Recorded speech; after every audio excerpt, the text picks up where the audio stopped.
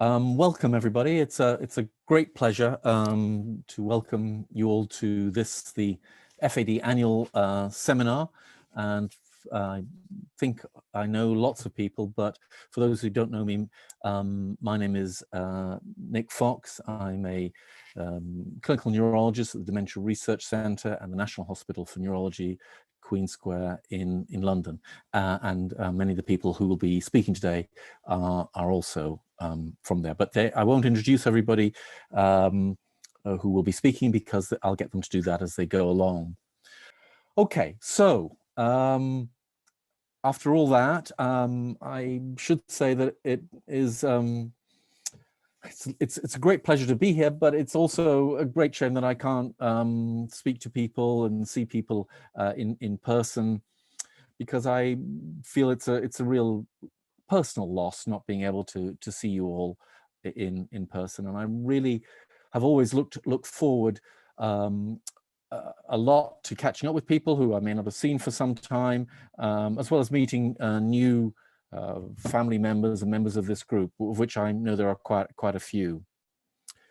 And I also feel, and we'll talk a little bit about this later, and we'd be really keen for your feedback, that while the information and the sessions are clearly important, and people say that they value them, I've always felt that the coffee and biscuit sessions are perhaps the most important bit, and that's not just because I do like the biscuits, because that makes connections between families and we get a chance to chat, and it's always slightly different being able to mention something in a sort of by the way, informal way than through a formal question. But Seb will be talking a little bit about developments in RDS, and so we'll pick up on some of those things. But your feedback would be really valuable, because in particular we've heard from a lot of people that although some people like me miss these in-person meetings, that we do know that it has made it much easier for many people to attend. So I'd like to make just a couple of introductions and updates around the team. Nikki's direct support team continues to grow, and I think Seb will update on some plans when he talks, including ideas around plans for sort of more regular but smaller and focused meetings in between these annual seminars. And there's been a demand for us to have more of these and to make them accessible, and sometimes to be focused on particular issues. And as I mentioned, you'll hear from people introducing themselves as they go during this meeting, but I'd like to mention just a couple of people. Erin Bowman, who is the super efficient FAD research study coordinator, who many of you may well already have been in contact with and know. But if not, for those people getting involved in research, Erin is the person who makes sure that visits and other things actually work and happen. I'd like to mention that Dr. Damian Ferguson, who's on this call, is joining as a new clinical fellow in August. And while I know that there are many people who've been to these meetings several times before, there are also quite a few people, which is great, that haven't been to a meeting like this before. And so for that reason, I was asked to give a brief recap or update to familial Alzheimer's disease. So please accept apologies to people who know all this, and I do realize that there are many people through lived experience and their knowledge are the real experts in the room, and that's not me. So I'd like to go back first, really quite a long way in time, and talk about where we first started to understand about familial Alzheimer's disease, and I'll explain what I mean by that as we go along. So it was realized, perhaps maybe even 100 years ago, that there were families where what we now know as Alzheimer's disease seemed to be inherited. So what do I mean by that? What I mean is that there were families where a similar illness seemed to be passed down through generations. often with a similar age at which people became affected in the same family. And what was noted is that it was inherited in what we refer to in medical or scientific terms as autosomal dominant. So that's why familial Alzheimer's disease is also referred to as autosomal dominant Alzheimer's disease, or ADAD.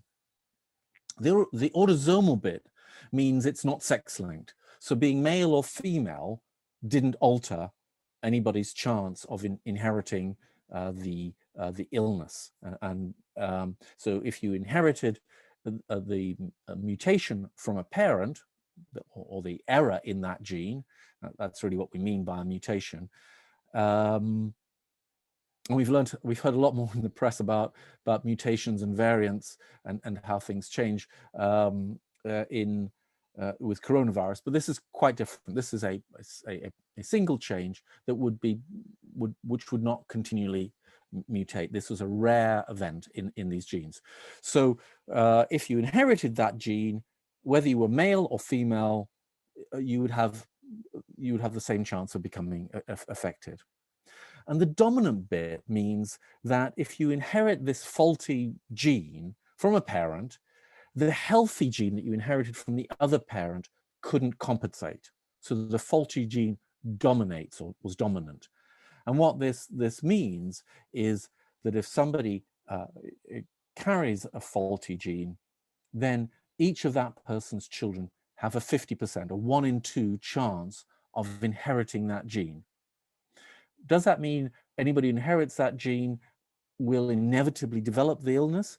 Well, no, and that's an area of really hot research at the moment. I'm really happy to take questions later in the Q&A session, because it had been really told as the story that if you inherited a gene in one of the mutation in one of the genes that caused familial Alzheimer's disease, or autosomal dominant Alzheimer's disease, that was inevitable. And we now know there are certain rare other genes that can somehow stop the illness developing, symptoms being manifest. But to all intents and purposes, that is what had been recognized, that if you inherited a gene, you would almost certainly develop an illness at the same time as the parent who had the illness before you. And the question I'm often asked is can the disease skip a generation? And the answer to that is no. The gene cannot skip a generation. It may appear in some families that it skipped, really because somebody died earlier than the age in which they might have become affected. And so it seems like it hasn't passed down, but in fact the gene was passed down. So even though these rare families were known about 100 years ago, really, it was only in 1991 that the very first gene was ever identified where an error could cause this disease. And that was in a gene called APP, or amyloid precursor protein. And the name gives it away. The APP gene makes a protein, which is the amyloid precursor protein, or the precursor or the building block for amyloid, which had been one of the proteins that had been found in the brains of people with Alzheimer's disease from Alzheimer's first research. And so, as I said, it was only in 91 that gene was discovered, and it's thanks to someone called Carol Jennings, who contacted my colleagues, John Hardy and Martin Rosser, to say that she thought that there was a pattern in her family that seemed much more than just chance, and that her family might be able to help with research because her father had early onset Alzheimer's disease, and so had other members in the family. And she was absolutely right. This has been one of the most important discoveries, and that's very much down thanks to Carol and her family. This gene was found to be the cause of only in a few families in the UK and then worldwide, but it was absolutely clear. It was a major step forward in our understanding that gene was discovered. And we all, there's a great debt of gratitude to the people who've generously helped, including Carol's family. But it was another 4 years before the gene that was responsible for the vast majority of families, which was actually a much more common cause of familial Alzheimer's disease than APP. And that gene was called presenilin. Presenilin just because it calls pre-senile or early onset. And by that we just mean before the age of 65. Presenilin 1, so mutation. And subsequently another gene called presenilin 2, which is much rarer, was also found. So those are three major genes, and in the decades that followed, understanding of these genes led to tremendous advances. It led to an understanding of how the fundamental processes of Alzheimer's disease started. If you know the gene, you can understand the protein, and you can then understand how the disease may initiate and progress. And that led to new models in cells or in animals that could teach us more about the disease, and also, importantly, where therapies, potential treatments could be tested. And Kath Mummery will be speaking later about some of these promising trials. Studying people in families who were at risk because they knew there was something in their family, whether or not they knew they had a gene, led to tremendous understanding and advances in a different way, because it led to our realization that Alzheimer's disease built up really quite slowly over a matter of decades, and that scans or measurements of proteins in the cerebrospinal fluid, or CSF, from a lumbar puncture, or now blood tests, and you'll hear a bit more about that later on, could detect protein changes, such as amyloid, 10, 20, or possibly even earlier than that, before symptoms. And this is important because it opened up a window where people who were functioning perfectly well normally had changes that could be detected, and most importantly, could be measured. Because if we can see change and we can measure, then we can trial treatments in this critically important window. And if we can measure the changes, we can see whether or not the therapy is having an effect. And that really is a massive step forward in terms of our hope for therapies. And we are really entering a really hopeful stage, and I think Kath will tell you more about that. So in many ways, these families, your families, have contributed so much to research. But in parallel with this, different family members said that to us that, well, their GP or their hospital doctor didn't know anything about this, and they didn't seem to understand familial or young onset Alzheimer's disease, and how could it be inherited? And we know that causes great delay to diagnosis. And they also said that they didn't know anybody near them who had a similar illness. And that was the driving force that led, well, ultimately to this meeting, to this group. It was actually the first support group for familial Alzheimer's disease in the world. And it led to many things being copied in other countries, and it led to a collaboration called Diane, and I think Kath may mention about that. That's the Dominantly Inherited Alzheimer Network, basically a network around the world for familial Alzheimer's disease, for understanding of the disease, understanding of its clinical features, and also for finding treatment trials. So I think those people on this call can genuinely feel that the families who make up this meeting have collectively made a real contribution. And it is your meeting, your group, and you are much more important and much more powerful perhaps than you might realize. And we know from other diseases the tremendous power of advocacy. It was advocates for better funding for HIV research and for treatments that transformed the search for treatments for HIV/AIDS. And we'd like to feel that this is the beginning of strengthening that power of advocacy.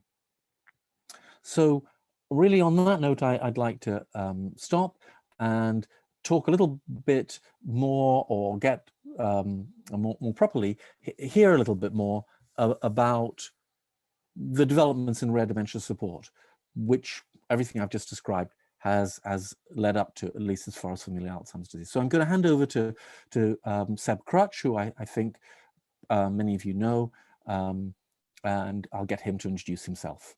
So looking forward to your questions. Please do put them into the Q&A whenever, and we look forward to answering them and discussing with you. And enjoy the coffee and biscuits. Thank you, Nick, and a very, very warm welcome from me as well. I'm Seb. I've had the pleasure of meeting many of you, but a few I've not yet met.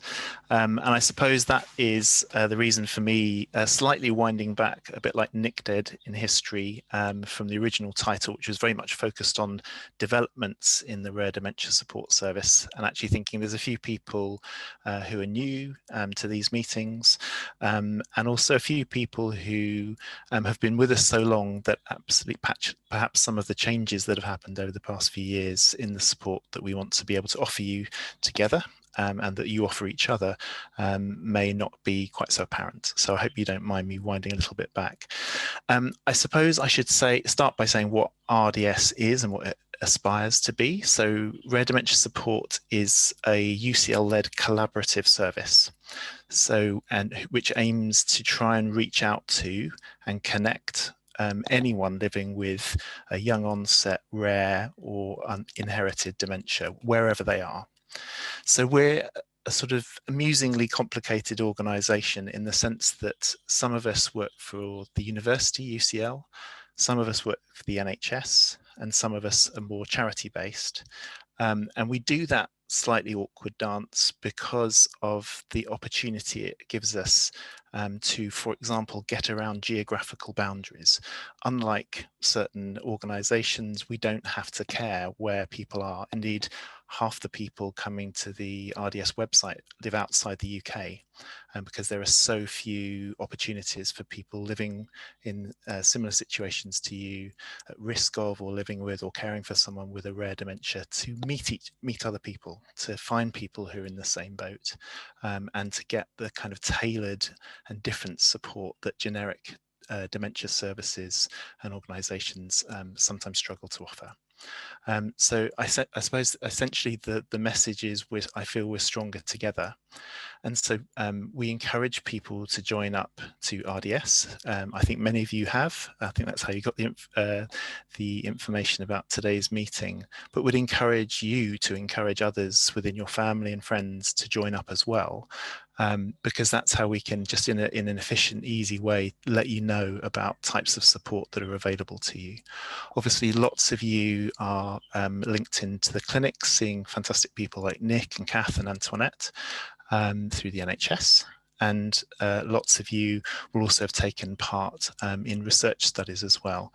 And so we're all connected. I don't want to present RDS like it's a separate thing. We're all involved in this. And I hope you too, if you haven't already, if you don't already feel part of it, will also feel that you are very much part of the RDS community, because the critical thing about RDS is it's a mixture of those of you living in this situation and those of us who perhaps wear a more professional hat, trying to come together to offer what we can, always knowing that we only know a bit of the puzzle. And certainly, as Nick said, many of us don't presume to know really very much at all about what your day-to-day reality is. We listen to you and we're dependent on you, and our so-called expertise comes from having the opportunity to talk with you and for you generously sharing what works, what doesn't work, your worries, your fears, and everything besides. And we really appreciate your friendship. And it's, as Nick said, so sorry that we can't be with you for the tea and biscuits and the fun. And as Sophie will mention later, the annual trip to the pub as well. So one reason why I hope people join and will continue to join, and that we should encourage people to join RDS, is that we're very, very conscious that it's not a one-size-fits-all thing. It's really the opposite of that. We want to be all sizes to fit one person, and that one person is you and your family. Not just because people are different and different people want different things, but also because, of course, we're very conscious that people's needs, people's types of support that they offer each other and that they need to receive change over time. And things have changed for us as an organisation as well. For those of you who we've known that long, this meeting started 10 or 11 years ago. And that was pretty much it. You saw people outside of the clinics and the research. We had an annual meeting, and that's what we did. We ran big group, occasional opportunities to connect with one another. But since then, and particularly in recent years, there's much, much more besides. So now it's not just all about big groups like this, but about small groups, and particularly about one-to-one support. So Nikki, who you'll see a little bit later on, and who I hope many of you will have a chance to meet, and her team of now 6 people are there to answer and speak to you, offer empathetic support, practical advice, and to link you in through partnership with other services. We don't try and pretend that we can do everything or that we're the best placed, but through the expert knowledge that the team have, we're always available to try and help you with the situation that you're in. So please know that it's not just a once a year opportunity to get together and hear about the latest research or chat to someone you know, but that we're here day to day always wanting to help you in any way that we can, and if we can't help you, to point you to someone who can. So please do be in touch, and again, please do encourage others to be members so that they are aware of how to get in touch with us, and we'll be sharing some of those contact details and sign up details at the end. I guess a couple of particular examples of what that support looks like, apart from this direct support team who you can phone or email at any time, are partnerships that we've built up over time. So for example, with the UCL Centre for Access to Justice, we now have a free legal advice service. So a group of trained lawyers supported by student lawyers who can research problems and deal with particular and provide advice about particular legal and financial situations that you might find yourself in. We're also trying to, obviously through lockdown, we've been forced, but have found it a pleasure to be forced to have more online support provision like this, but also lots of new regular online support groups have cropped up. So we've had for many years, we have 26 or 27 regional groups who usually in normal times meet face to face, but now also regular online groups. Some specialized by the type of dementia, some more about who the person is. So we now have a a young adults group for people who have a parent with a rare dementia. And we're really pleased to say that after this meeting, in between these annual meetings, Emma and Helen are now going to be running regular online groups, which we'd love you if you felt able to join, which will be a mixture of an informal catch up and also an opportunity to talk about certain issues or receive certain bits of information. So something a bit more regular than our big annual get together. And we'll share some more details about that at the end. And we're also really pleased, for example, that new members of the direct support team, like Trish O'Hara, who's joined as our Rights and Entitlements Officer, are there along with Nikki and Claire and the rest of the team to really be able to dig into complex issues, which the likes of me would have not a clue about, but someone like Trish, for example, knows the Care Act inside out. And so she knows what it's okay to ask for. And she knows when it's okay to ask again if you get told that you're not entitled to something which you actually are. So really, really practical forms of support. And also new programs that we're trying to develop. So particularly building on the types of support that are available for people caring for someone in the later stages of a form of dementia. That Claire's been running a 6-week course, which really brings in very practical, helpful advice that enables people to get themselves prepared for their changing role as a carer. I think the other reason I just wanted to mention about RDS and why we encourage people to join is about why we're so grateful that so many of you are part of this community. And that's because not only do you support each other, so often at these meetings we hear about the informal little bits of friendship, a phone call, an email, a conversation, often blossoming into fantastic friendships where people really are supporting each other and living through this situation with one another, but also about the enormous amount of help that you provide us and the way that fundamentally you shape us with the team at RDS through the experiences that you share. Sometimes that's in those contributions are kind of perhaps easy to identify. So people who are actively supporting another person or providing advice or giving an example of something that's been really helpful to them, which we're able to pass on to other people. But I think sometimes people also feel bad about asking for help and not realizing that every time you ask us for something or share some difficult situation that you're facing, or some delight at a difficult situation that you've managed to find a way forward with, that shapes us and shapes the way that we are able to respond to other people. For example, sometimes it's a new idea that we've not heard of, and much of the advice that we provide, just like many of the research ideas we pursue, are ideas that have come from you telling us about experiences that we didn't know about previously. But even when it's something that you fear, you feel wary about asking because you think, oh, they must get asked this all the time, or maybe this is obvious. Even that is helpful for us because it brings up the priority list. If lots of people are asking us about a situation that we don't know how to deal with, or expressing a need that's kind of a consistent pattern across people, that changes our priorities and drives us, gives us the motivation to go and try and form a partnership or find a new type of support that we can point people to. So that's always really, really helpful. I hope another reason that people feel it valuable to be part of this community is that we never discharge anyone. That's how one of our members described it recently. I think lots of people are sadly familiar with this cycle of perhaps a new symptom or a new financial problem or some new challenge emerges, and you have to go looking for someone to help you with that challenge, and they give you a bit of help, and then you get discharged, and then something else crops up and you're back into that cycle. RDS, we hopes to be a constant thread through your whole journey. We're not going anywhere. We know that particularly for this group and the generational aspect of the situation you're living with, we're not going anywhere. We're not going to discharge you. We're going to be here for you and your family members for as long as we possibly can be.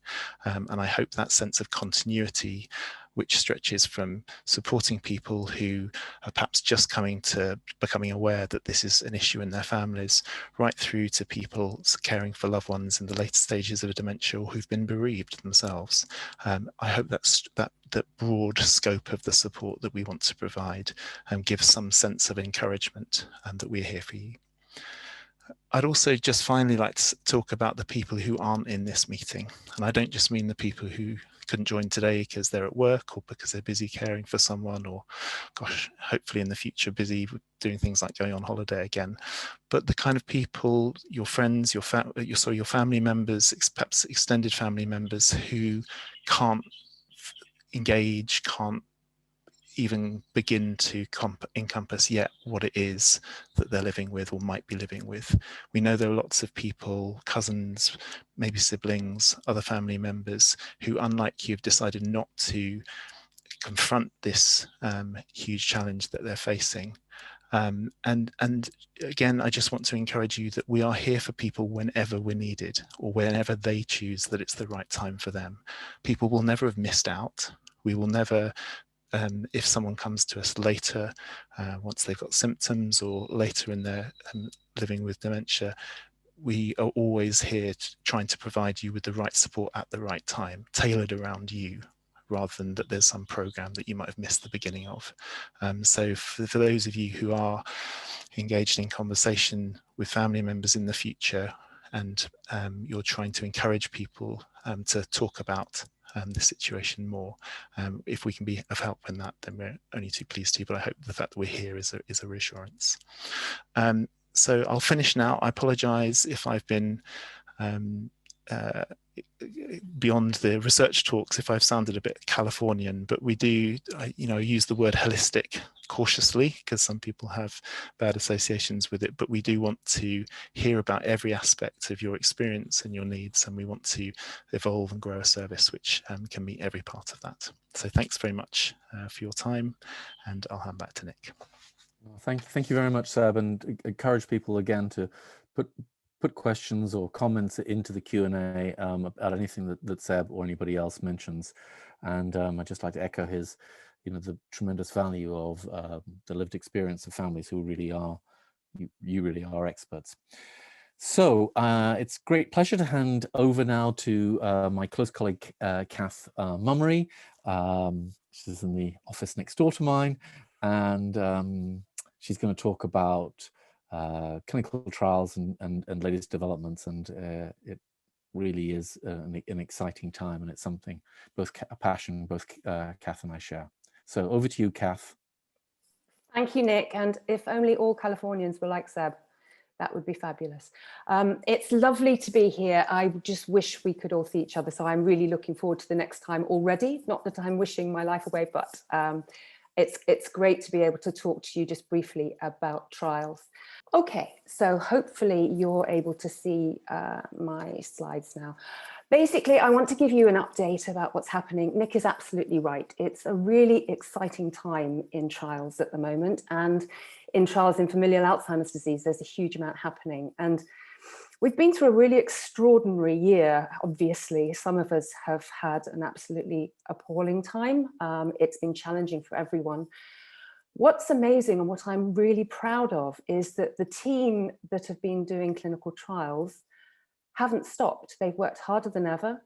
They've continued. They've not missed a single day. And when I say the team, I mean the nurses, the psychologists, the raters, the medics, but I equally mean the participants and their families and their friends that have continued to come for study visits, even when for some of them, and I won't embarrass by naming people that might be on the call, but some of them have even had to fly over, quarantine in a place they don't know, in a country they don't live in, to come to their visits.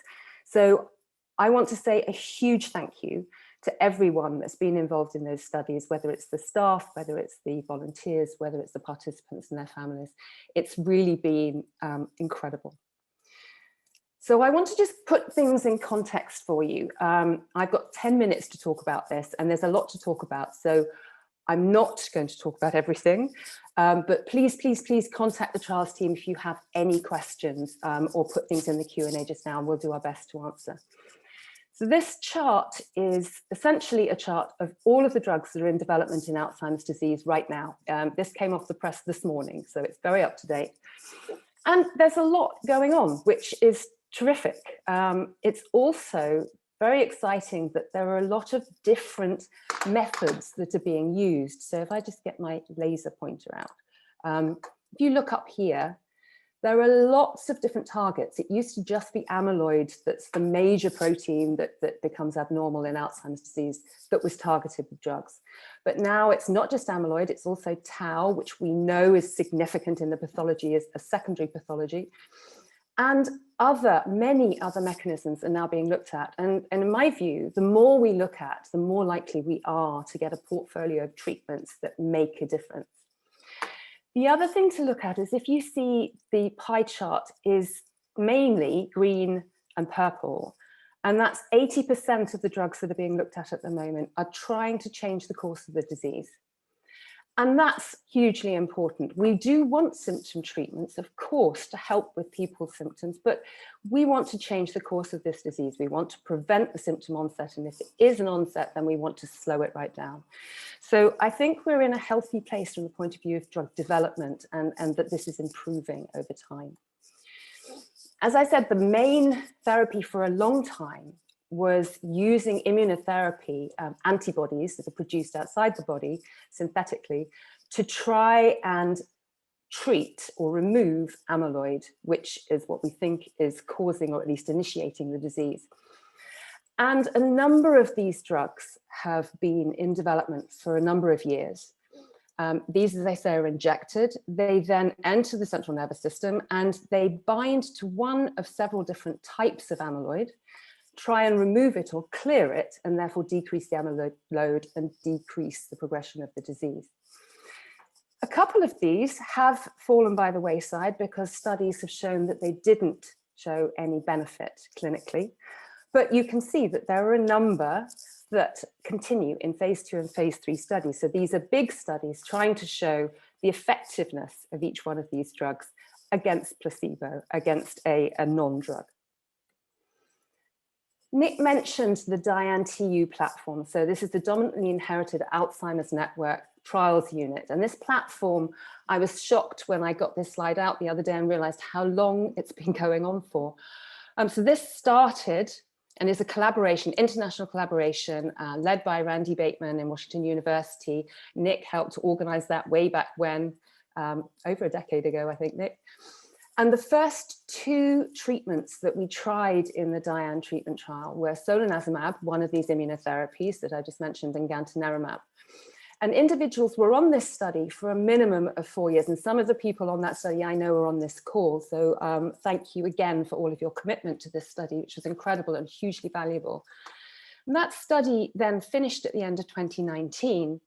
And the results I will summarize in a minute, but the end result of that study was that one drug was chosen to take forwards into an open label extension where everybody gets the drug, and that was gantenerumab. I'll come back to the rest of this slightly complicated platform later, but I just want to talk a bit more about what happened with gantenerumab and with these two arms, because people spent a lot of time in this study. So the results of the top line results came out Easter last year, and it was very disappointing in some ways. The cognitive endpoints, in other words, did these drugs make a difference to how people functioned cognitively over time? Did it slow down their decline? The answer was no. Against placebo, which is in gray, both gantenerumab in blue and solanezumab in red showed no difference on a number of cognitive markers, which was not what we hoped to see. But what it did show was a biological effect. Now, you may remember if you were in this study that we found out halfway through the trial that the drug was at too low a dose and we had to increase the dose significantly. And when that happened, you can see here that there was an acceleration of the change. So in this trial, what you're seeing is amyloid levels in the brain in blue in gantenerumab and in gray on the placebo. And without drug, the amyloid levels gradually go up. With drug, the amyloid levels go down and go down quicker when the dose increased partway through the trial.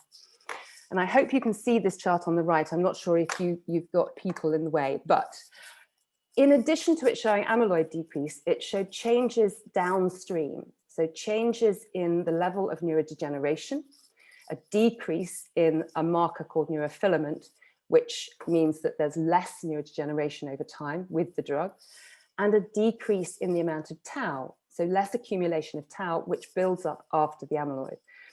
So because of these promising results, the study then went into the open label extension, which is ongoing and is now fully recruited, and will continue at the higher level of gantenerumab to see if we can see any benefit over a longer period of time, and is also in another couple of studies that are large phase 3 studies in sporadic Alzheimer's disease. But that's not the only immunotherapy that's been showing promising signals recently.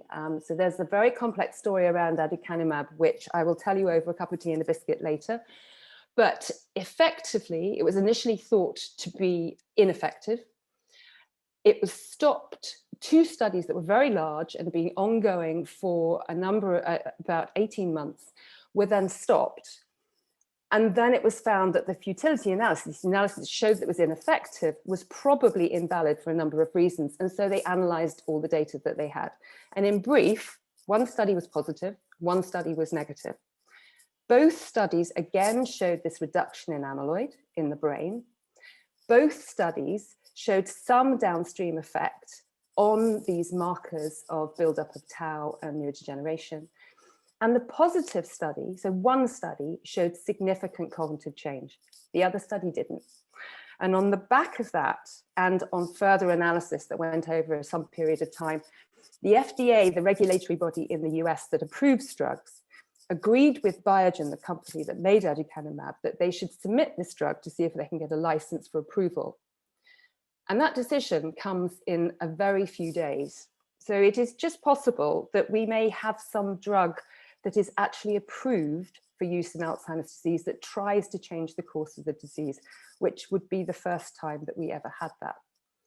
Other drugs also have shown significant biological effect with reduction in amyloid. Lecanemab and donanemab both show major reduction in amyloid in the brain, and show these downstream effects on the disease, they seem to also impact on how the disease progresses, aligned to some cognitive change in both of the studies. These are phase 2 studies, and they will go into bigger phase 3 studies to confirm, that's what the phase 3 studies do, confirm that they are efficacious. But it's very promising that we have this direction of travel across a number of studies with clear evidence of pathology removal and change in the pathology and some associated cognitive change. But it does bring a lot of questions with it, of course. The question is how much cognitive change this shows with these drugs on their own, and is that meaningful? And that is, of course, the most important question. If we change the course of a disease, it needs to be meaningful to the individual that's taking the drug, especially when all these drugs have risks as well as benefits.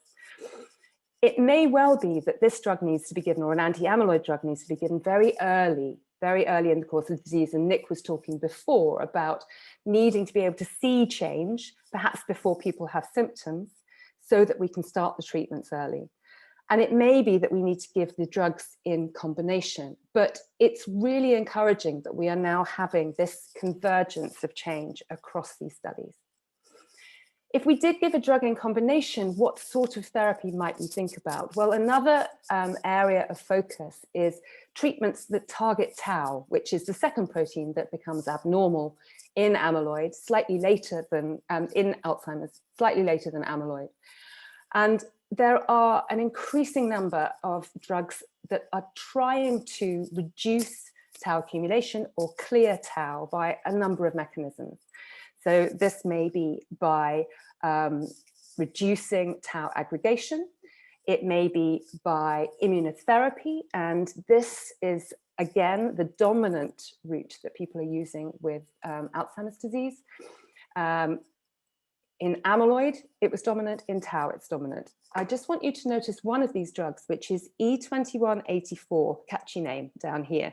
So this is an immunotherapy drug that tries to mop up tau and therefore reduce tau progression in Alzheimer's disease. And it's in very early phase in healthy volunteers at the moment. And the other drug I want you to notice is this one in the corner, MapTRX, which tries to reduce tau by this method. And we're currently doing a study using this in sporadic Alzheimer's disease, but I will come back to it relevant to familial Alzheimer's disease. So if you have a gene that produces a particular protein, the way that happens is that gene is transcribed into a messenger. The messenger or messenger RNA is then translated into that protein. An antisense drug is a synthetic piece of genetic material that recognizes and binds to that messenger and then enables it to be destroyed. So it cannot be translated into that protein, so you can't produce the protein. So instead of trying to remove too much protein in the brain, you stop it being produced in the first place. And that's what we're trialing at the moment in Alzheimer's disease. The first study has actually been completed, and it's now in its open label extension phase where everybody gets drug. The results of this will come out in a very few weeks' time, but so far it looks like it's reducing the levels of the protein tau, which is very promising. We're also looking at active vaccinations. So like you go and get vaccinated, well, against COVID, for example, but this would be single vaccinations against tau. And this is a very early phase study, again in Alzheimer's disease, looking at different ways of trying to reduce tau that we're looking at. Monoclonal antibodies I mentioned at the beginning, and we continue to look at those in terms of treatment and their possibilities, and also looking at methods of inflammation reduction, which we also think is important in Alzheimer's disease. And I mention all these because they are highly relevant to all of your families, just as the studies that are only happening in familial Alzheimer's disease are. But there are particular studies that will be happening very soon that are going to be available for people who wish to take part, who are moderately affected with autosomal dominant Alzheimer's disease. And so they do have symptoms, and some of these people have not had an opportunity to be in trials before. So I think this is very exciting. The first one of those is an immunotherapy, as I mentioned, a monoclonal antibody that's given and mops up tau. And it's the drug that I mentioned earlier. And I'll come back to it again in a second, but we will be the only site doing this that isn't in the States, and the only site in the UK, and are very much looking forward to it. The tau gene silencing study is also potentially going to be in the same population. And I've seen Nick's turned up because I've been talking too long, which is usual, but I will just finish with what I think is very important to show you. So I mentioned the initial phases of DIAN-TU. We've been opening the cognitive run-in to try and get people into the phase prior to the new 3 drug arms that are going to be trying to treat tau. And this is part of the DIAN-TU treatment platform. The first one of these new drug arms will be opening beginning of next year. And the study I just told you about will effectively help us understand how best to use the drug and trial the drug in familial Alzheimer's disease. We don't know the drugs yet for the next 2 arms, but they will be coming on, and it may be something like gene silencing, we'll see. And finally, what's really important is even earlier, we want to try and look at preventing pathology in the first place, in the primary prevention trial. And many of you will know about this. Some of you I know are already very interested in signing up on it. And that one will open hopefully early next year. So I want to thank everybody again from the trials team, but also all of those people and all of you on the call that do such an incredible job and give so much commitment to our studies. I hope you'll agree that we've been quite busy and that there has been quite significant progress. And if you have any interest in any trials or anything I've said, or please want to ask me what I've said, then please get in touch. And thank you very much. I'll stop there. I'll just stop sharing. Oh, thank you very much, Kath. That's an amazing. And the problem with so much progress in the trials is there's going to be more and more you're going to have to talk about. So the talks have probably been much shorter 15 years ago, but that really was amazing to see all that. So I think now our next, and I'm sure, please do encourage people to put questions in the Q&A for any of the speakers. Our next talk is by Antoinette O'Connor and Duncan Alston. Some of you will have met. They are clinical research fellows at the Dementia Research Centre, and they're talking about what is also a rather remarkable advance, the idea that we could be developing markers using just blood samples rather than cerebrospinal fluid or scans. Hi, I'm Antoinette O'Connor and I work on the familial Alzheimer's disease study, and thank you for listening to some of the work that we'll be presenting on blood biomarkers. First of all, some background. So historically, Alzheimer's disease could only be diagnosed at post-mortem when there is evidence that 2 hallmark proteins of disease, amyloid and tau. Then in the early 2000s, the development of novel biomarkers promised, such as CSF and PET tracers, promised to be transformative as they would allow the diagnosis of Alzheimer's disease during life. However, there are some drawbacks to these techniques. They're expensive and they require the input of specialist centres, and this has limited their integration into everyday clinical practice. Thus, blood biomarkers represent something of a holy grail, as they're cheap, accessible, and easily repeatable. In recent years, technological advances have enabled huge progress in the field of blood biomarkers. And a lot of these have been led by Henrik Zetterberg, pictured here, who's partly based at UCL and has collaborated on a lot of the studies that we'll be discussing today. Firstly, there was neurofilament light, or NFL, and this is a protein that forms the backbone of brain cells and is released into blood when brain cells are injured or damaged.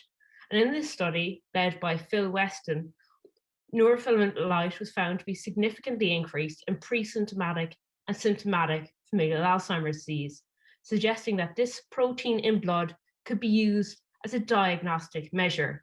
Then later work done by the Dominantly Inherited Alzheimer's Network, or Diane, showed that neurofilament light in blood could be used to detect and track change. So it's associated with structural change, i.e. change in the size of the brain over time, as well as clinical outcomes and cognitive change. And taken together, these findings are really exciting, as they show that neurofilament light can be used to detect, track, and potentially predict future disease progression. However, there are some drawbacks to neurofilament light. In particular, it is non-specific, so this protein is released into the blood in other neurological conditions. And that led to some of my work, where we looked at tau in blood. So as I mentioned earlier, tau is one of the 2 hallmark proteins of Alzheimer's disease. Thus, tau levels in blood were likely to be more disease-specific. And in this study, we found that there were significant increases in pre-symptomatic and symptomatic familial Alzheimer's disease. And what's really exciting about these results is the really remarkable differences between the different groups. Symptomatic carriers had levels almost 3 times that of non-carriers, with pre-symptomatics midway between the 2. And these are really remarkable results for our measure in blood. Also in this study, we found that levels were associated with clinical and cognitive change, suggesting that change in this biomarker level has clinically relevant consequences. But let's not forget about amyloid, the other hallmark protein of Alzheimer's disease. So we now know from historical studies in Alzheimer's disease that longer amyloid fragments are prone to sticking together and forming amyloid plaques. And these plaques are thought to be a critical triggering event in Alzheimer's disease. So in this study, we wanted to look at the relative production of longer compared to shorter amyloid fragments. And we found some really interesting results in that we found indeed that relative production of longer peptides was increased in familial Alzheimer's disease, but there were important intergenotype differences between different mutations, and also that relative production of longer fragments was associated with the timing of disease onset. And this is important because it adds to existing evidence and shows that amyloid production is really a critical event in triggering Alzheimer's disease onset. And also this is important because as we enter an era of personalized medicine and gene silencing therapies, it shows that amyloid ratios in blood has the potential to be a mutation-specific readout of gene function. And now I'll hand over to my colleague, Duncan. Thank you, Antoinette. So Antoinette's done some really incredible work making these blood biomarkers something that people are really talking about and are usable. One of the problems with them is at the moment, we're very much using them at a population level. So if you normalize the data for baseline cognitive testing for age, you can get these really great graphs, which are useful at a population level. However, at an individual level, these tests are really noisy. The graph on the left here is Antoinette's data, and each one of you that were included in the study is one line on the graph. And as you can see that from one test to the next test, there's huge variability in the test, which makes it much less useful for diagnosing Alzheimer's disease in a particular person. We can measure this variability, and the graph on the right is a measure of variability, just to make it a bit complicated and make you think the higher the number, the less the variability, the lower the number, the more the variability. So as you can see here, the box on the left of the graph is blood pressure. Now we all know when we go to see the doctor and we have our blood pressure measured, it's different every time we go. And in fact, if you want to get an accurate measure of your blood pressure, you take one of the machines home, you wear it for 24 hours, and it does lots of tests and takes the average. Now, both phospho-tau and amyloid beta are even less reliable than blood pressure, as this graph shows. So I've been doing a little bit of work on trying to make this more reliable at an individual level. So what we can see here is that theoretically, we know that if we take, just like that 24-hour blood pressure machine, if we take more than one measurement and take the average, we can reduce the noise. The more noisy the test is to start with, the more benefit there is in taking multiple measurements. Now, you'll all be pleased to know, and some of you will know this because you've come for appointments recently, and I've asked you if I can take your blood twice, once at the beginning and once at the end of the appointment. You'll be pleased to know we did consider whether we should take the blood 3 or 4 times, but you'll be pleased to know we decided that 2 was realistic and would be useful in clinical practice. So as you can see here, the more noisy tests like the amyloid beta and the tau, we can possibly reduce the variability by nearly a half by doing 2 blood tests. Now, the other problem with this test is it's very fiddly.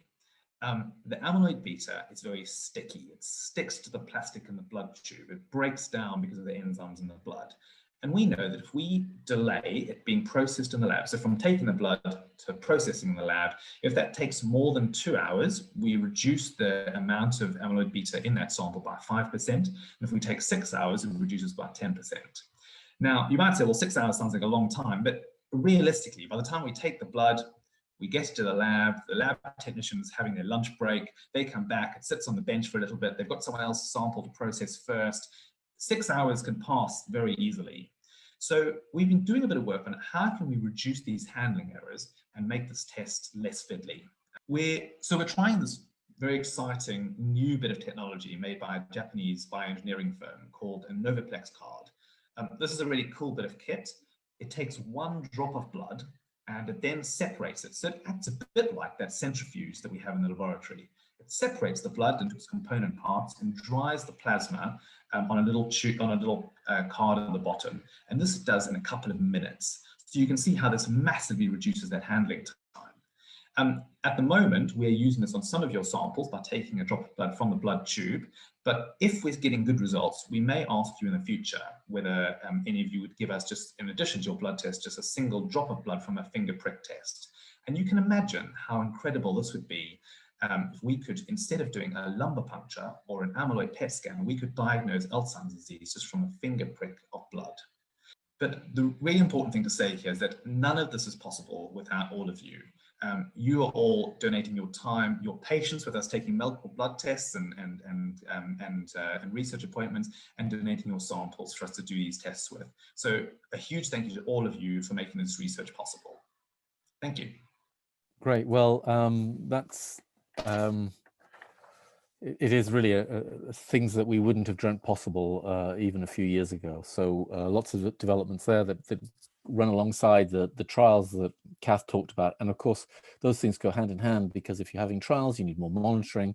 And some of these techniques that Duncan and Antoinette talked about may well be very, very important for monitoring trials as well as for diagnosis. So now I'd like to hand over to Nikki and very generously a couple of members of the group, Carly and Sophie, who are going to be in conversation.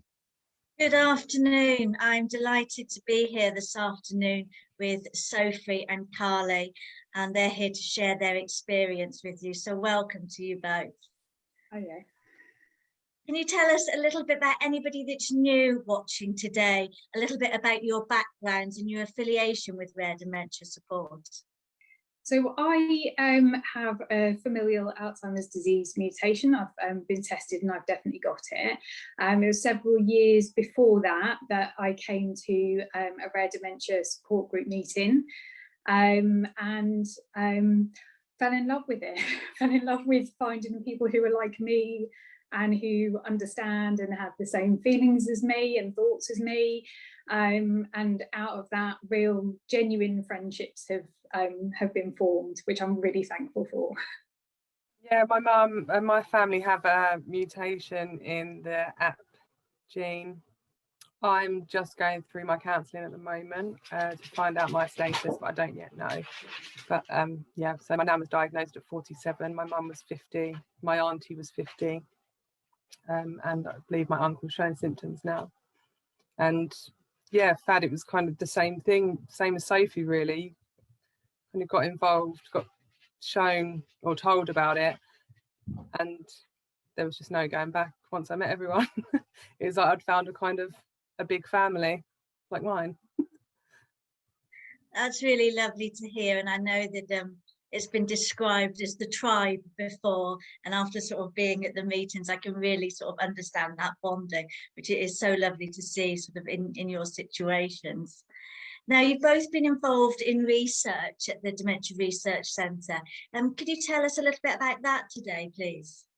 So when my mum was diagnosed, my mum was in doing the observational trial herself, and I think when she was diagnosed I felt a little bit out of control of everything, so I decided to get in contact with them and get involved in the observational study myself. So I was doing that one up until just recently, where now I'm on the cognitive run-in for the primary prevention trial.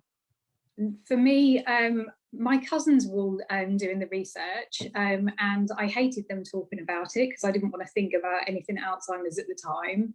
And they kind of gently chipped away at me and told me bits and pieces. And then when it wasn't until Mum died that I realised that now I had an opportunity to do something that could help, and I kind of jumped onto everything that I could do. So I started off on the Diane observational study. I then started the Diane TU drug trial and did that for 5 years until it came to its conclusion. And now have gone back onto the open label extension of that, and I'm pleased to be back doing something and seeing people that I like in London. And yeah, so it's been an unbelievably positive experience for me. That's really fantastic to hear, you know, that it's been really positive for you, because I know everybody at the Dementia Research Centre is so grateful for your participation, and you know, spending so much of your time there as well. Now, you both said how sort of positive this has become, this participation. Has there been any effects with lockdown, and how's this impacted on sort of your mental well-being with participating? I think for me, I mean, the original drug trial had actually come to the end just before that, actually, just before COVID happened. And I hated not being able to, not having a reason to go down there. And when I was able to restart on the open label extension, it just felt really normal. Just going back to my normal life, seeing the same people there, connecting with Kath and, you know, everyone at the DRC. Yeah, so I think they've done really well to get everything up and running in COVID, and it's always felt very safe there. We just can't go to pubs afterwards. Hopefully I'll be doing that next week, actually. But yeah, it just feels very normal. But I think the effort that they've put into communicating how things are slightly different at the moment, I think has really made it work very well. Yeah, I agree. I think it had. I think it impacted me, my well-being really positively, because it was obviously the strangeness of COVID and the lockdown and stuff, and the not being able to visit my mum as often as what we would. And then all of a sudden they told me that I could start going back for the cognitive run-in. So it was like normality was resuming a little bit. And I think I said before, you feel like you're going home when you go to the Dementia Research Centre. It feels like you're going to see your family. And it was just nice. It was nice catching up, and no one in the train stations. Everyone else is locked down and you're allowed to go and do your thing. It's lovely to hear how excited you were. I mean, it was as if you're being invited to a birthday party or something, and you're actually participating in clinical trials. So that excitement is fantastic to hear. Now, you've touched on sort of the, you know, feeling connected to the team at the Dementia Research Centre. Can you expand a bit about that, about your relationships with the team? I think the difference is, I think we've been involved in research for so long, and when I first started it was quite scary. I didn't really know anybody there, and I think over time, these people who are health professionals, and you know, they know so much about this disease. I think at the start they felt like someone who was completely above you, but now they just know us, and you can talk to them about, you know, Alzheimer's disease, and you can talk to them about what's going on in your life. And I think that there's a genuine interest. I know that Chris loves it when he comes down, because someone will always say, how are you? Because he's affected by what's going to happen to me. And I know that he really massively appreciates that, because although I'm very open with everyone that I know, he doesn't talk about it that much to his friends. And I think when someone there says, how are you? I mean, really, how are you? That really does mean something to him, and I think that really helps him. Yeah, I feel like it's just a big team. You don't feel like there's this them and us, and although they are testing us, it doesn't feel like they're testing us. And sometimes if there's been like new members coming in staff wise, you know, they're like, oh, could you, they almost kind of look to us to guide them a little bit into what they need to be doing as well, and like how they, I don't know how to explain it, but it's kind of like you're working together, you're helping them as much as they're helping you, really. It's brilliant, that equality of sort of how important you are within that team. You're not outside it, you are part of the team. And Sophie, those words, how are you, are so important, and they're just so often missed. And you know, it's, you know, that's so important for you to hear, but for Chris to hear as well. You know, he is such an important part of this. So finally, if you've got any sort of tips that you could share today for any new members about sort of what you've actually got out being sort of part of rare dementia support. Well, there's two things mainly, I think, for me. One is that I have found people who are now like my bestest friends, who I don't have to explain my situation to them. They know, they just get it, they understand, and we talk about that, and then we talk about like everything else in the world as well. And I think being able to reach out to rare dementia support at times, you know, in lockdown, we've had situations where we just didn't know what to do with people in my family, how to help them and how to support them. You know, we weren't able to visit people in care homes and things like that. And I know, Carly, you experienced that, but I've emailed you and, you know, you've said this is, or I'm not sure about that, but leave it with me. I'm going to check something and get back to you. And that has been really amazing, because to speak to anyone locally, nobody understands it. They don't understand how different it is to sort of generic Alzheimer's that happens to people in later life, and that I think has been the biggest difference for me and my mates that I found. Yeah, I think exactly that, because I think so there's been occasions, I know, throughout my mum's care where there's been situations, and if it wasn't for me asking people at like the FAD support what to do, I don't know where we would have been, really. And I think even when it come down to me asking my GP for the referral for my genetic counselling, she openly said, no, I don't know what you're talking about, so I can't refer you. And she actually said, if it was the breast cancer gene, I could help you. I was like, yeah, we don't have that one, sorry. So I messaged, obviously, like Sophie and a couple of the others, and said, like, what do I do here? Where do I go from here? And if I didn't have that support, I probably would still just be sitting there wondering. So I think what I've learned about having like the FAD support is just ask a question, because someone's always going to help you. Someone's always going to have experienced it already and be able to offer you that support. And I think it's really important sort of to let people know sort of, you know, the friendships that you have built up sort of over time. And it just doesn't happen sort of when we have a support group meeting. You've got a whole network to reach out to each other and support each other whenever is needed. And I think that's so important, isn't it? It's not come to us because, you know, we provide these meetings however often. It's join in and, you know, get that support. And I think it's really lovely as well at the meetings, because there is an opportunity, there's lots of breaks and there's lots of opportunities to chat to people. So if you see someone that you don't recognise, you know, I think most of us would go and say, oh, hi, you know, what's your story? This is me. And I know it's online at the moment, and that's slightly different. But I think whether you're meeting somebody online at a support group or whether you are meeting them face to face, I think we've got that want and desire to help and be there for everybody. Absolutely, and we are hoping sort of, you know, coming out of lockdown, we will be able to meet again in person, and hugging will be allowed. Thank you so much for sharing your experiences with us this afternoon. Sophie and Carly will both be on the Q&A panel today, so please get your questions in for them, and I'm sure they'll be delighted to offer their wise words for you. Thank you again.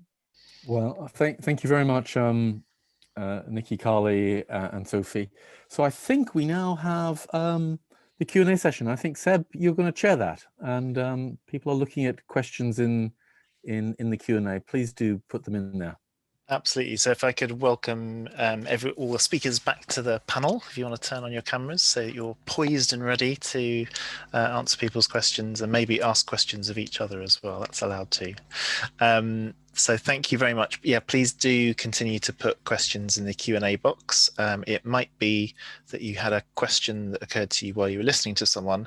It's obviously very unlikely that any of the panelists will give an answer you don't understand, but should that unlikely thing happen, you can always say, I didn't understand that, can you tell us a bit more? So please, it's meant to be interactive even though we're not together. So the first question I thought we would kick off with, if it's okay to swing back to you, Nick, it was just someone said that in your talk earlier you'd mentioned that the gene doesn't skip a generation, but is it possible to have the gene and not get symptoms? So that's our first question. It's a great question. So we thought that if you got the gene and you then you were almost inevitably going to get the same illness, and it would typically be at the same age as your parent had. So of course, particularly back in generations ago, it might look like it skipped a generation because people died much younger. So you might have had somebody who,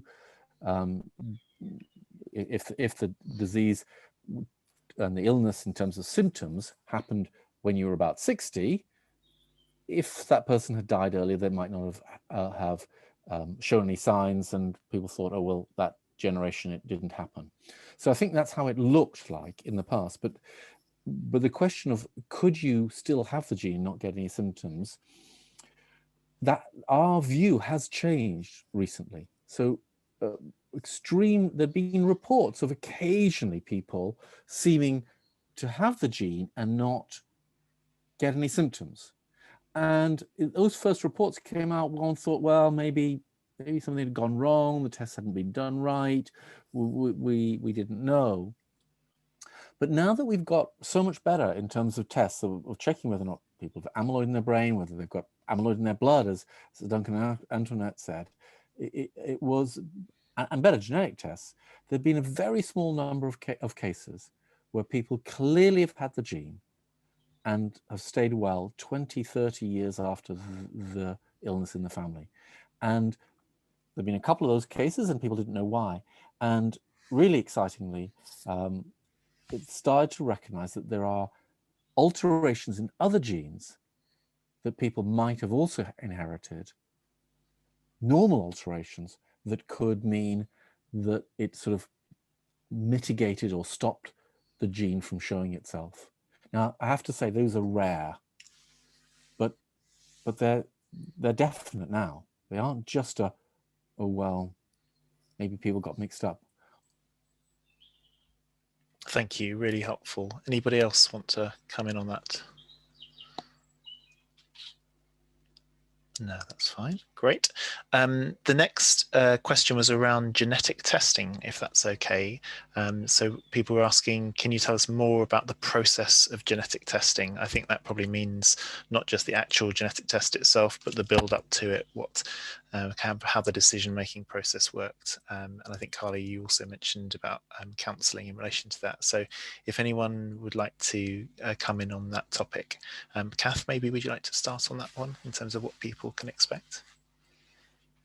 Sure, just checking I wasn't on mute. So in the clinic, if someone is worried that they might have a gene and they have a mutation in their family and they don't have symptoms, then we would send them for counselling. They would be seen currently in our genetic clinic by our genetic experts, although Nick, I think we've started to have discussions about how that might be brought closer to home within the team itself rather than having to go slightly outside. They would go for discussion with genetic counsellors, answer and ask any questions that they have, and they would then have a period of reflection. So you have to have a period of 3 months to think about what's been said, to consider whether you still wish to have that genetic test done, and then you would have the genetic test performed. The reality is that the results of that take some time to come back. They can take around 6 months to come back, which feels like a long time. So the process is slow. I'm sure Sophie and Carly would probably have something to add to that, having been and being in the midst of it. Yeah, so my experience was pretty much what you said, actually. And I was seen at the National Hospital, and I had the 3 counselling appointments with some good questions asked. I think that's really about making sure that you understand the consequences of finding out either way, other aspects that you need to think about, for example, taking out insurance and things like that, and who you would tell, who you would want to be with you, how you feel you would react to either outcome, which was actually really odd for me, because I actually had a bit of a panic that if I didn't have it, I wouldn't be on a drug trial anymore. And I'd liked being on a drug trial.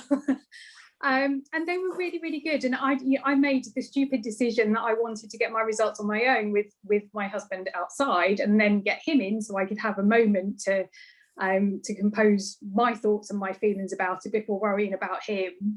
And they thought that was a really bad idea. And they were right, because as I went to go in, I grabbed his hand and made him come with me. I was also offered support from the genetics nurse afterwards.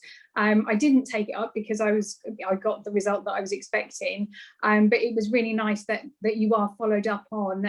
You're not just then dumped with that bit of knowledge that you've been given. Yeah, I think my experience was I went to my GP and it wasn't quite what I expected was going to happen. I wasn't expecting her to say no to me. So I walked out of there quite deflated and quite upset, I think. But then I spoke to Sophie and Joanne and some other girls, and they told me what I needed to do. And then I got, and then Antoinette, I think, done a referral for me to them. And then literally within a couple of weeks I had an appointment. So I went for my first one, which was fine. It was the as you say, it was the asking how I take things either way. I suppose not the kind of the guilt if I didn't have it when I've got siblings and cousins that could also be in line for that. But then I had my second appointment booked, but I couldn't make it, so I'm just waiting for my next appointment to come through. Thank you. All right, stop. Thank you both. I was just going to say before I pass on to Nick, I think, Sophie, your example of not being quite sure how to receive the news and grabbing Chris's hand is really powerful as a way of just kind of releasing people from thinking that they should be able to expect or know or predict how they're going to feel in these different situations. Yeah, it's very on the day. Yeah, absolutely. Nick, did you want to? Yeah, I was just going to say, sort of, Carly makes a great point there, because you know, you missed an appointment, you can choose to have that some other time. So at every, I think it's very good practice, and hopefully it's emphasized to everybody, that at any stage in this process, you can decide to stop, pause, delay, not open the envelope, sort of thing. Thank you, that's great. Nikki, did you want to come in at all about supporting people around this time, particularly around the uncertainty? Yeah, I think we get a lot of questions at the direct support team about this, about the process, about it is, and the presumption of, you know, how it goes. And, you know, had sort of some questions of where can I go anonymously to just get a blood test and somebody will tell me. And it's just like, it really is not as simple as that. It's such a complex situation. There's so much to think about. And it's that information that when you know, you can't unknow. So there's so much that has to sort of go in to prepare people for that.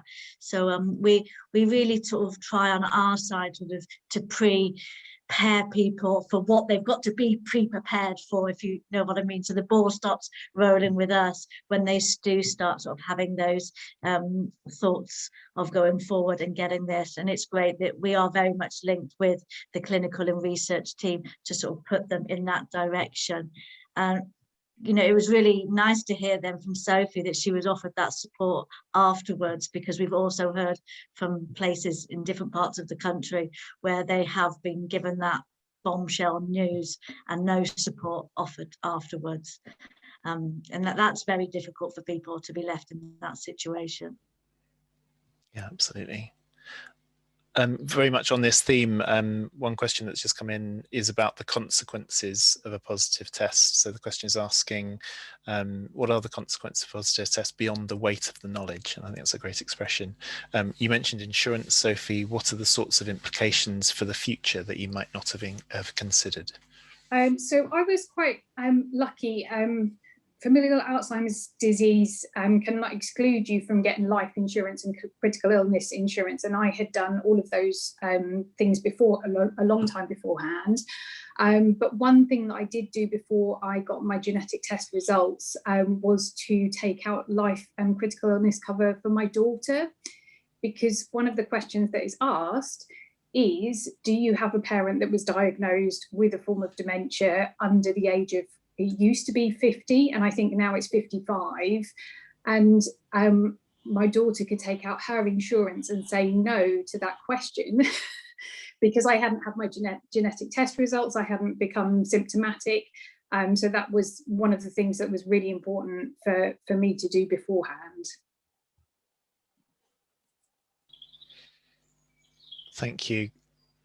Anybody else, anything else? Because I suppose particularly Nick, Kath, Antoinette, Duncan, you're hearing also stories of people going through this process all the time. I wasn't sure if there are any other kind of stories anonymously that you wanted to relay on of people who've had different experiences or who've been aware of other consequences.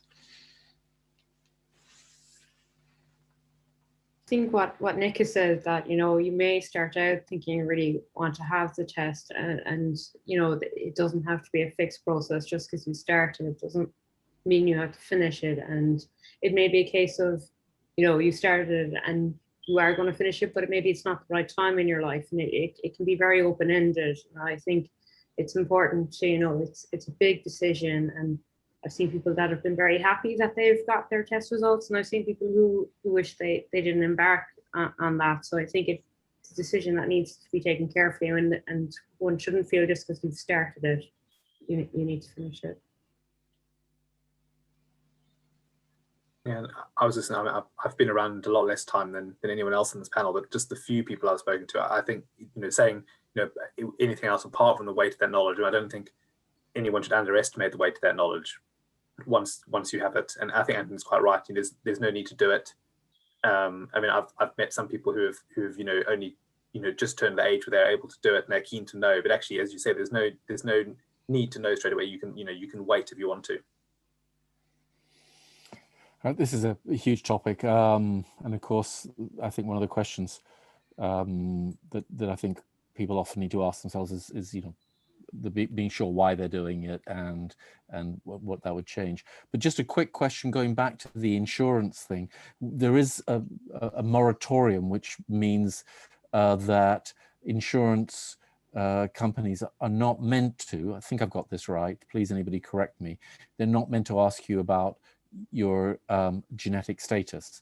They can completely legitimately, as Sophie said, you know, what's in your family. They can ask that, and if you hide that, then they can, you know what insurers are like, they always try and find some way of getting out of paying up. Apologies to anybody who's an insurance agent on the call, but I think that's their job. Whereas, so sometimes people worry that getting a genetic test would alter insurance premiums and things, and many times it doesn't, because the information that's there about, oh well, this is in my family, is already altering the the insurance premium, and they can't ask about, well, you know, have you had a genetic test and what was the result? I think that's right, isn't it? I don't know whether anybody wants to correct me. That is right, and that's not a question that was asked of me. But one other tip that I think might be useful for other people is that when you go through the process of getting your insurance, they go through a massively long questionnaire with you about the health of you and your family.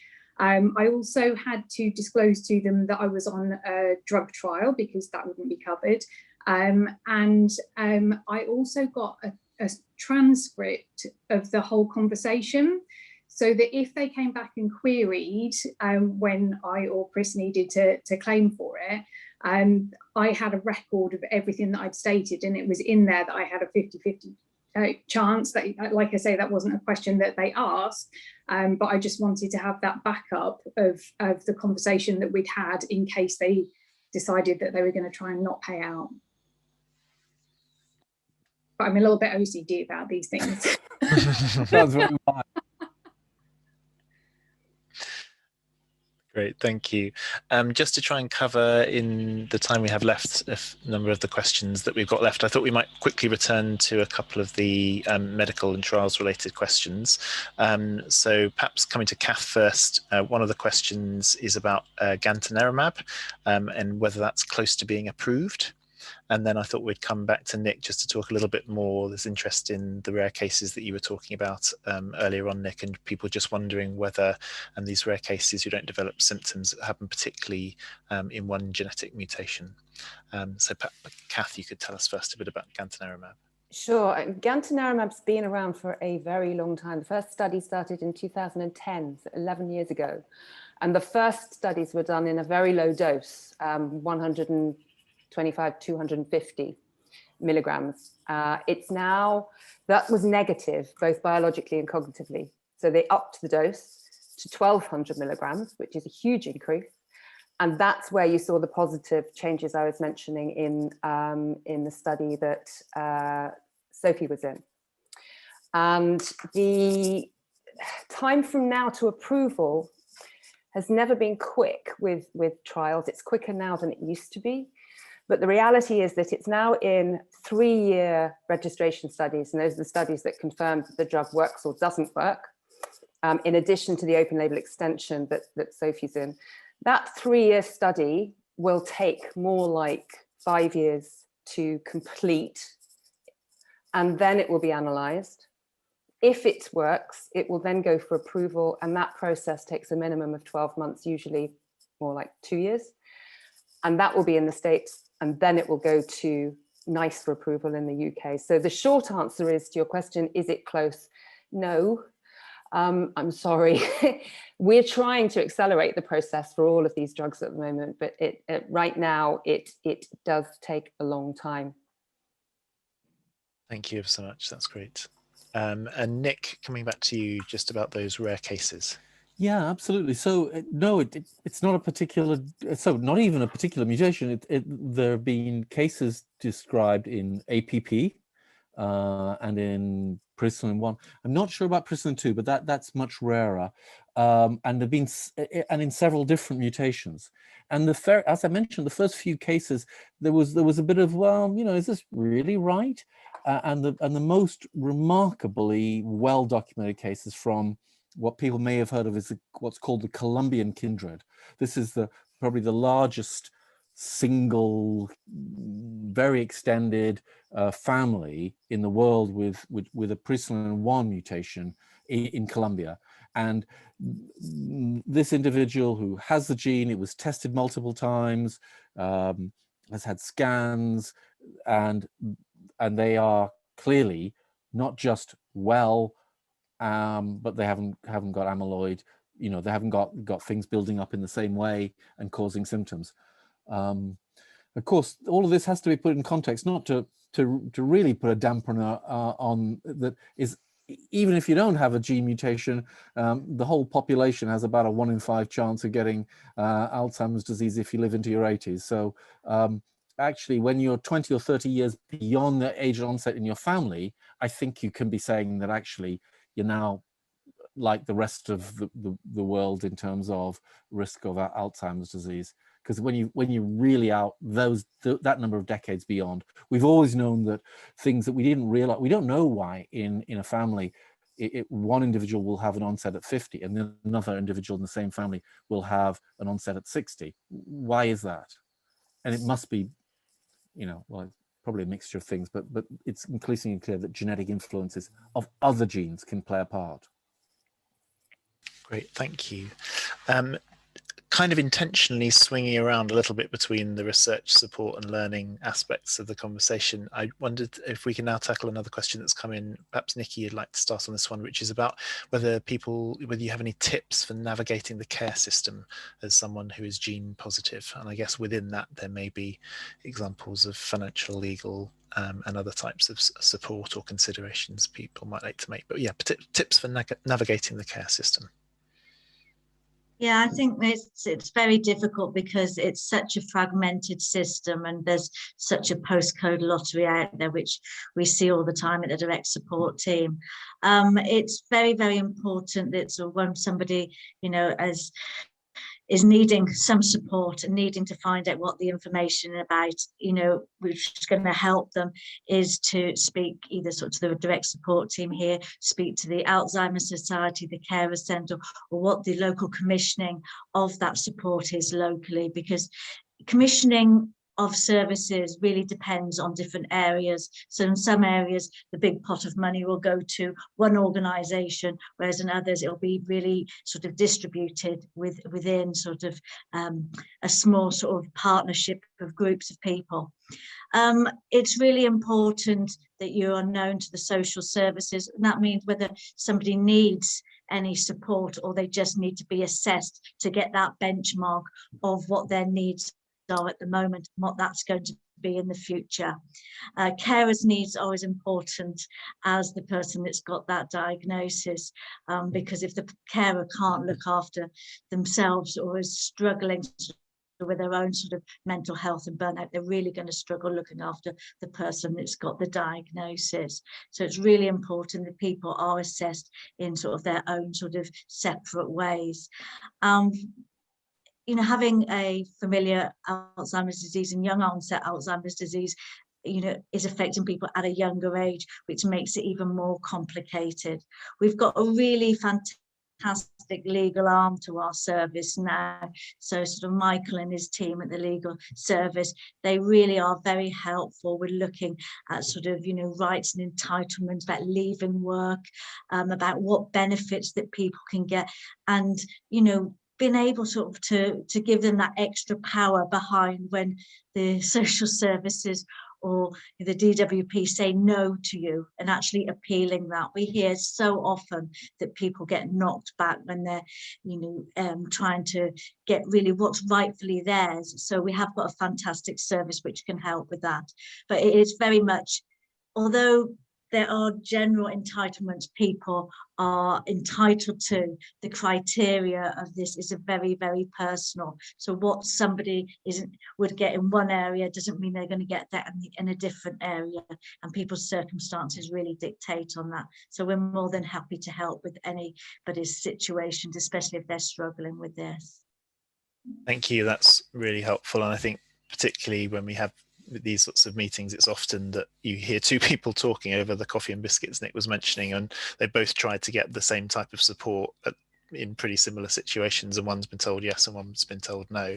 So I think it's encouraging people, even if you're like me and sort of tend to follow the rules, and if you're told no, you think, oh, I can't do that, just asking, is that right, of the direct support team or the legal team is often kind of having someone who can have your back, who knows their way around the system, who can just probe whether you've got everything you're entitled to. I think is really important. So really encourage people to reach out for that. I think I just always think when people have got a diagnosis and they're prescribed medication, the carer needs to be prescribed a big pair of boots at the same time, because they really do need them to go in and sort of fight for things. You broke up a little bit, Nikki, there, well, unless it's my Wi-Fi, but I think you were just saying when anyone's prescribed a medication, their family also are entitled to be prescribed a big pair of boots to make sure they can march on through some of the barriers that might be in their way. Thank you.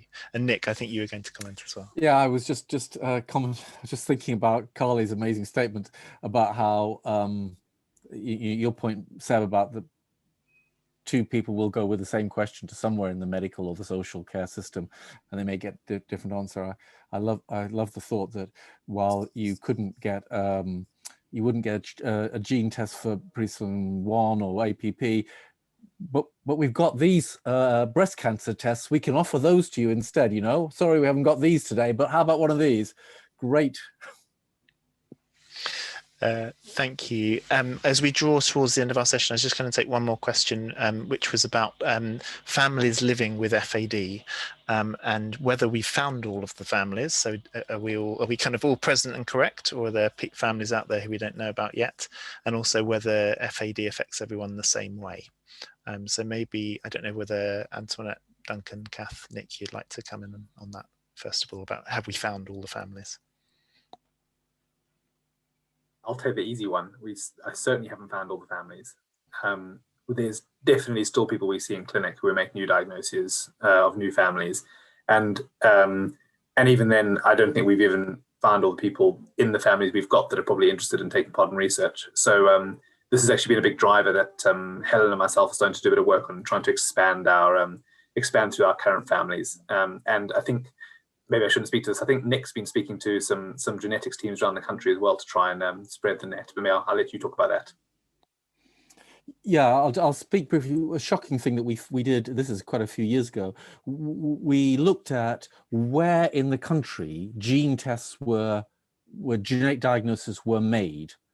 And there was one region, a very large region of the UK, where in a 10-year period, not a single FAD genetic test had been found. Now, that's because they didn't do them. So it does depend upon that. And one point to make, and I'll let others come in on here, which is really important, about spreading the word, because I really feel quite evangelical about the fact that I would like us to be able to offer people, not everybody wants it, but those to have people have the opportunity to either take part in research or trials or get information for every family in the UK.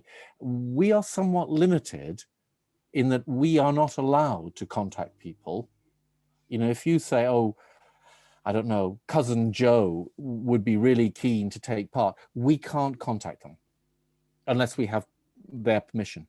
But families can contact other people, and that within their family, and that is in some ways a better way of extending families. But the short answer is there are lots and lots of families who do not know, and occasionally, of course, there are new mutations. Thank you, Kath. Just to add to that, Duncan mentioned Helen and the work he's been doing with her. Just to elaborate on who Helen is, because she's not on the call, but she's doing an amazing job. So she is a very experienced nurse, both clinical and research, and is effectively our road tour, and she's our familial Alzheimer's disease nurse, and her role is to join the dots and work out why there are huge parts of the country where there are no people that are being tested for genetic diseases, and to spread the word, as Nick was talking about. And she's made a really brilliant start at that.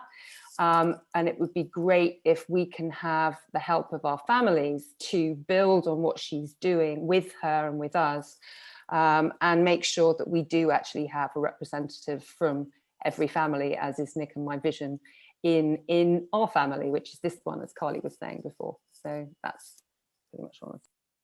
And family advocates can be really, really powerful, because they'll know the sensitivities within families about who might be up for what, and can spread. And that, you know, actually going back to the very beginning of this meeting, and that's what Carol did, and other families have done the same. Great, thank you. I love the idea. Oh, sorry, Nikki.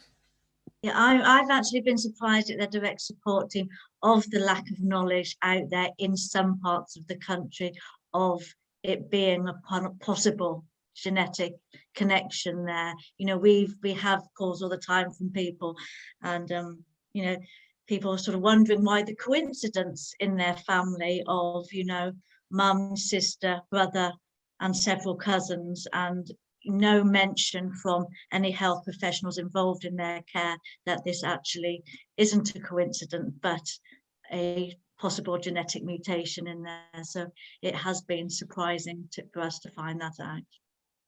Yeah, I'd like to hear the experience of other people, because I think these are really important. I'm sometimes shocked by seeing people in clinic and somebody's had problems and they've had every single test under the sun, and the most important test was speak to other members of the family and ask, you know, what, you know, is there something like this in the family?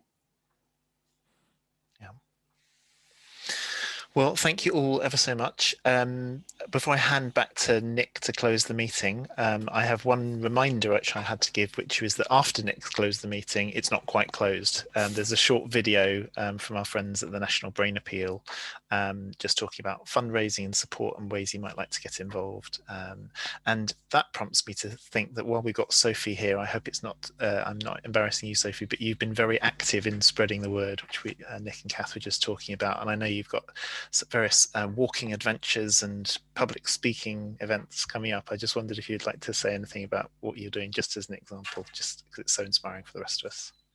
The very short hair was down to my head shave last year, which raised, I think, about 3,000 and something pounds for rare dementia support. And in September, I am doing the Thames Path Challenge. I will be walking it, not running it at all. I might be crawling the last bit of it. And I'll be doing 100 kilometres over 2 days to raise money for the new Rare Dementia Support Centre, which I'm very passionate about. Nick invited me to join him at an online conference. And just from that, we raised about £1,000 to start with. So I love it. I think my passion is that I want there to be somewhere that my family can go to in the future and get the help and support that they need. And that's what I want. So I want to do everything I can to raise money for it. Remarkable. Thank you so much. Absolutely.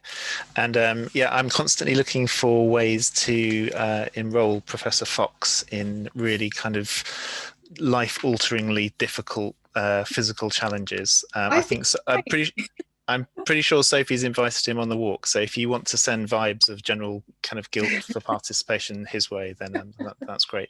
Anyway, thank you ever so much to everyone for coming, and particularly to all the panelists here for answering questions. And Nick, I'll pass back to you. Yeah, well, thank you. Seb, I'll add it to all those other bits of guilt I've got. I'm sort of accumulating lots of them. So thank you very much. Thank you for speakers. Thank you for panelists, people for sharing. Thank you for those people asking the questions. And also just thank you to everybody who's joined in and making this really what it is. And we'll be in touch.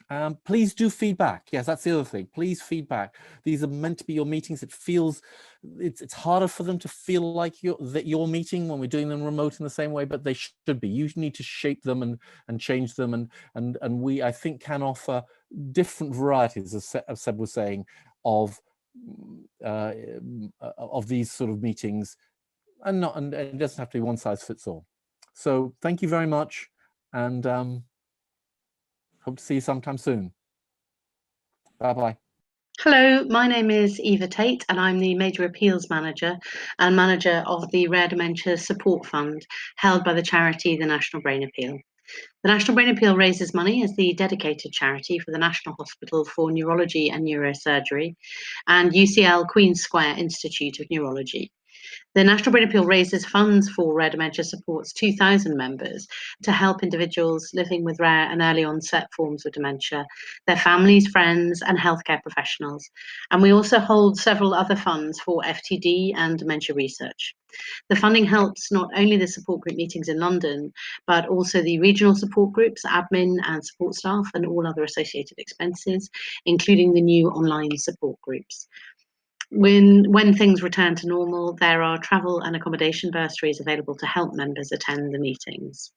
This year, we've raised our fundraising target to 300,000, and this will rise further to 350,000 by 2022 to develop and extend the service in the areas of education, support, and research, with the ultimate aim that everyone affected by a form of rare dementia will have access to specialist information and support, as well as contact with other people with a similar condition.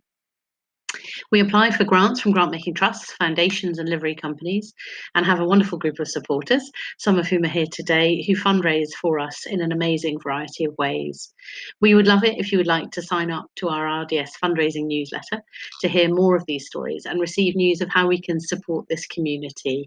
We have had people do head shaves for us. We have had a gentleman drive across the Mongolian steppe in a VW Polo, and we have lots of people who take part in runs and virtual runs as well. At the end of February, we held a gala dinner called Mission Possible, where we raised 110,000 for the expansion of rare dementia support. And we are delighted to announce that in line with this expansion, the charity is committed to raise up to 7 million to create the world's first centre of excellence for rare dementias. If anyone would like to discuss any fundraising ideas or the new capital appeal, please do feel free to email me or my colleague Alexis, our Senior Fundraising Manager, who will speak about the innovative new ways you can be involved in fundraising for RDS, even during this challenging time. Thank you very much. Hello, my name is Alexis Gebby and I'm the Senior Fundraising Officer at the National Brain Appeal. I just want to start off by saying a huge thank you to all of you who already fundraise for RDS. We really appreciate all of your incredible efforts, especially at this difficult time. My role at the National Brain Appeal is to look after all the amazing people taking on various fundraising activities for us. We have had people challenging themselves to run marathons, cycle long distances, climb mountains, and even take on skydives, all whilst raising money for RDS. We also have wonderful fundraisers out in the community who organise golf days, hold coffee mornings, host choir and carol concerts, and even shave their heads. These people ensure that more people like you can be supported through rare dementia support. If you're interested in becoming one of our fundraising heroes, then please do contact me. I am here to support you with your fundraising, and I'm more than happy to chat about any ideas that you may have. While at the moment it isn't possible to take part in a sporting challenge or hold a big fundraising gathering in your local community, we do have some fundraising ideas, such as taking on a solo virtual run or walk, hosting a quiz for your friends or family online, asking for birthday donations in lieu of going out, or even donating money that you may be saving by not travelling to work or buying your daily coffee. Do get in touch with me if you would like to get involved. In the meantime, take care and we hope to see you soon.